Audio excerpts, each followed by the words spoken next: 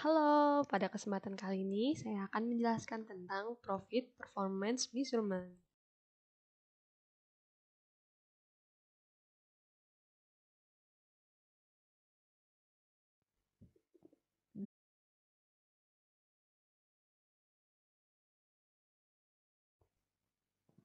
Sebelumnya telah dipaparkan tentang asal-usul dari rumus Return on Capital Employed. Lebih sederhana lagi, Rate of Return on Capital Employed merupakan perkalian dari margin laba dikali dengan Capital Employed Turnover. Lalu disederhanakan lagi, Rate of Return on Capital Employed merupakan profit terhadap capital employed.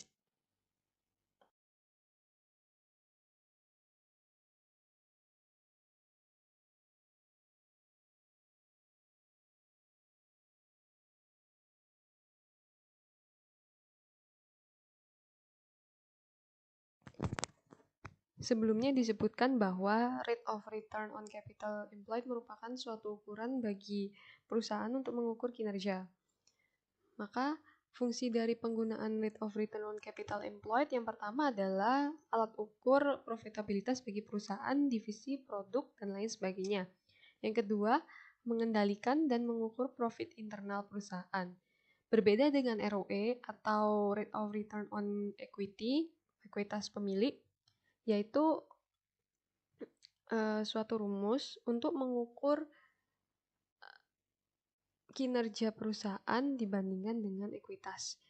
ROE lebih memihak pada pemegang saham, sedangkan rate of return on capital employed memihak pada perusahaan. Jadi sebagai alat ukur internal dari perusahaan sendiri.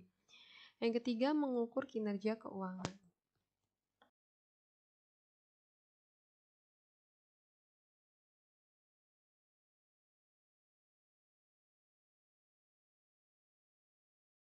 Terdapat permasalahan yang terjadi jika perusahaan hanya fokus dengan meningkatkan rate of return on capital dari perusahaan saja. Karena rate of return on capital employed merupakan pengukur kinerja keuangan, maka seringkali manajer akan memunculkan perilaku yang tidak baik atau dysfunctional behavior. Perilaku yang dimaksud bertujuan menampakkan laba yang lebih besar, namun hanya untuk jangka pendek, dan buruk untuk jangka panjang. Selain itu, manajemen sibuk mengejar rate of return dan mengabaikan profit nyata.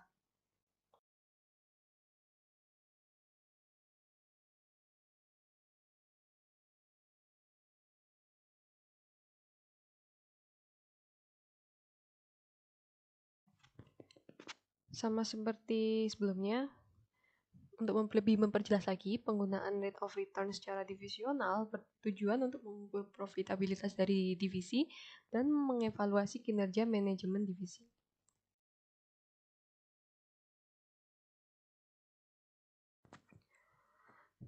Fungsi dari rate of return on capital employed bagi divisi dalam satu divisi yang sama biasanya untuk mengukur nilai ekonomi dan kinerja para manajer dari satu divisi dan membandingkan kinerja divisi dari masa-masa sebelumnya.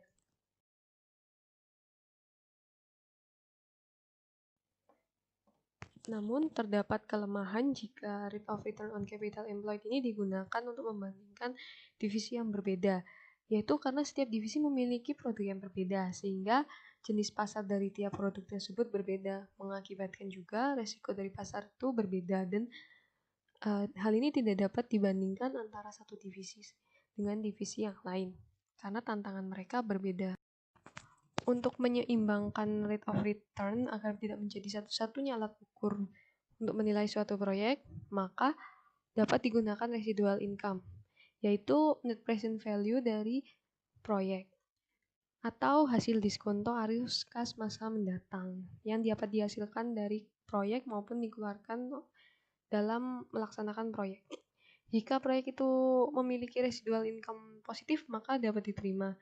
Jika proyek tersebut memiliki residual income yang negatif, maka lebih baik untuk menolak proyek tersebut. Sekian penjelasan dari saya, sekaligus menutup video ini. Sampai jumpa.